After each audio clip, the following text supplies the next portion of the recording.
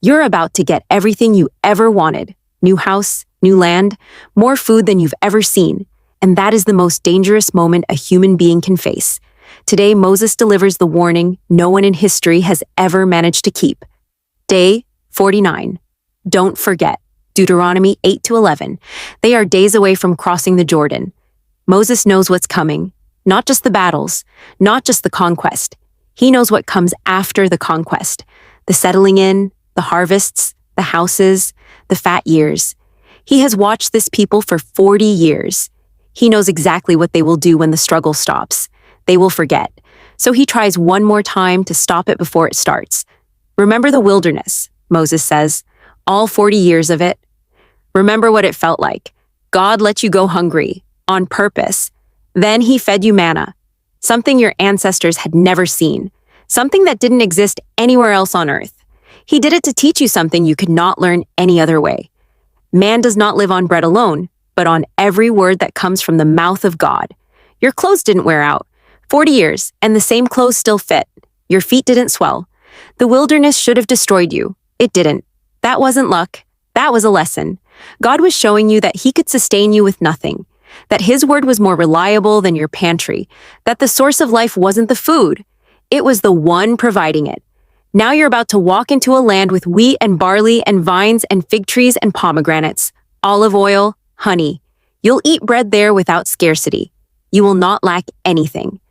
When you have eaten and are satisfied, praise the Lord your God for the good land he has given you.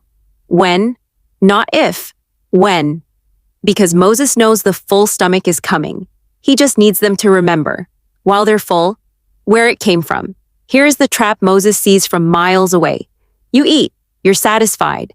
You build fine houses, your herds grow, your silver and gold multiply. Everything increases. And then, quietly, without even noticing, your heart lifts. My power and the strength of my hands have produced this wealth for me. That's the trap. That single sentence. It feels like confidence. It sounds like gratitude. But it's amnesia. You've rewritten the story with yourself as the hero. Remember the Lord your God, Moses says. He is the one who gives you the ability to produce wealth. He confirmed his covenant. He's still the author of the story. If you forget, if you chase other gods, serve them, bow to them, you will surely be destroyed. Surely, not maybe, not eventually. Surely, the same nations God destroyed before you, he'll destroy you the same way, because you didn't listen. Now Moses turns and says something that should cause them to pause. Don't walk into Canaan thinking God is giving you this land because you earned it. You didn't. It is not because of your righteousness or your integrity that you are going in to take possession of their land. It's because those nations are wicked, and because God made a promise to Abraham, Isaac, and Jacob. Those are the two reasons. That's it. And then, to make sure they understand, Moses makes them sit with their own record. Understand, then, that it is not because of your righteousness that the Lord your God is giving you this good land to possess, for you are a stiff-necked people. Stiff-necked. It's not a gentle rebuke. It's the word you use for an ox that won't be steered. Stubborn, resistant, proud. Moses says it plainly. I have known you your whole lives. You have been rebelling against God from the day I met you.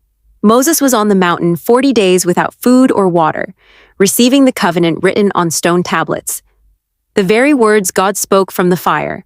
On day 40, God tells him, get down. Your people have corrupted themselves. They've made a calf of gold. They're bowing to it. They're calling it the God who brought them out of Egypt. God tells Moses, I have seen this people. They are stiff-necked. Step aside. Let me destroy them. I'll start over. Make a great nation from you. Moses comes down the mountain carrying the 2 stone tablets, the work of God, the writing of God. He sees the calf. He sees the dancing. He throws the tablets down and shatters them at the foot of the mountain. Then he falls face down before God. 40 more days, 40 more nights. No bread, no water. Pleading. Do not destroy your people, your own inheritance that you redeemed by your great power and brought out of Egypt with a mighty hand. Remember your servants, Abraham, Isaac, and Jacob. Overlook the stubbornness of this people, their wickedness and their sin. God listens. God relents. Moses doesn't say this to make them feel guilty. He says it so they understand who they are. and who God is. They are a people who should have been destroyed 3 times over. They are still standing because of God's mercy, not their merit.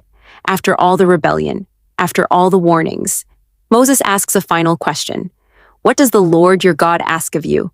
Fear him, walk in his ways, love him, serve him with everything you have, obey his commands. That's it. The heavens and the earth belong to him. Every nation, every king, every empire belongs to him. And yet, he set his affection on your ancestors. He chose their descendants out of all the people on earth. Not because you were great, because he chose to love you. Circumcise your hearts, Moses says. Stop being stiff-necked. He is the God of gods and Lord of lords. Great, mighty, awesome, who shows no partiality and accepts no bribes. He defends the fatherless and the widow. He loves the foreigner. He gives them food and clothing. Love the foreigner too. You were foreigners in Egypt. You remember what that felt like. Fear the Lord your God and serve him. Hold fast to him and take your oaths in his name. He is your praise. He is your God, who performed for you those great and awesome wonders you saw with your own eyes. Your ancestors went into Egypt as 70 people. Now look around you. You are as numerous as the stars. The good land is waiting. The trap is waiting too.